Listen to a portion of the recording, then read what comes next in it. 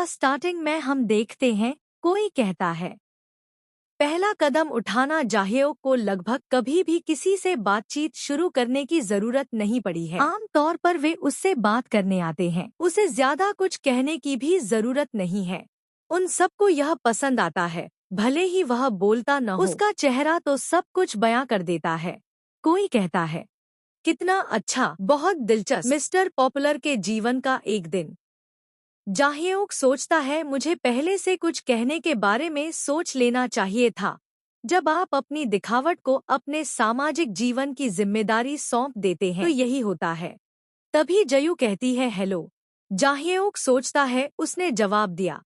जाह्योक कहता है हेलो, मैंने तुम्हें थोड़ी देर पहले ही हेलो कहा था, क्या तुमने मुझे नहीं देखा?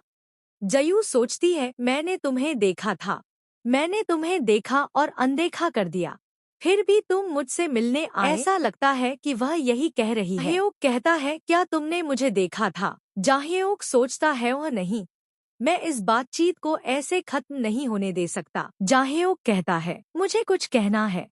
फिर वह खिड़की से कूदकर अंदर आ जाता है। आप सफाई की ड्यूटी पर हैं? वह कहता है क्या तुम्हें किसी मदद की जरूरत है? जयू कहती है नहीं, मैं ठीक हूँ।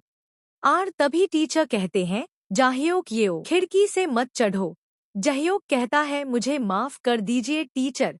फिर वह जयू की तरफ देखकर मुस्कुराने लगता है। फिर वह दोनों अपना सफाई का काम करने लगते हैं। फिर जाह्योक जयू की तरफ देखकर सोचता है मैंने सोचा उसकी सफाई में मदद करने इसका मतलब यह होगा कि हम बातचीत जारी रख सकते हैं, लेकिन हम तो दोनों सफाई में व्यस्त हैं। मुझे पता है वह बहुत शांत स्वभाव की है, लेकिन मैं उससे बात करना चाहता हूँ। लेकिन सच कहूँ तो कहने को कुछ है ही नहीं। मुझे उसके बारे में बस इतना ही पता है कि उसका नाम क्या है, और ऐसा लगता है कि वह मुझे अजीब समझती है। मैं आमतौर पर दूसरे लोगों से किन विषयों पर बात करता हूँ, स्कूल का काम, खेलकूद। उसने मेरी तरफ एक बार भी नहीं देखा। फिर हम एक दूसरा लड़के को देखते हैं जो कहता है जाह्योक वहाँ क्या कर रहा है। फिर हमें उसके बारे में बताया जाता है चांग सोंग, उम्र 17, सोहुई का दोस्त। चंग कहता है वो अचानक सफाई क्यों कर रहा है, उसके बगल में कौन है? मैं उसे पहचानता नहीं हूँ। सोहुई कहती है तुम्हारा मतलब क्या है? वह हमारी कक्षा में है। चंग कहता है सच में? फिर वह जयू की तरफ देखने लगता है और घबराने लगता है। वह सोचता है यह तो बहुत ज्यादा डरावनी दिखती है। सोहुई कहती है मैं फिर से कह रही हूँ, यह तो बहुत ज्यादा डरावनी दिखती है।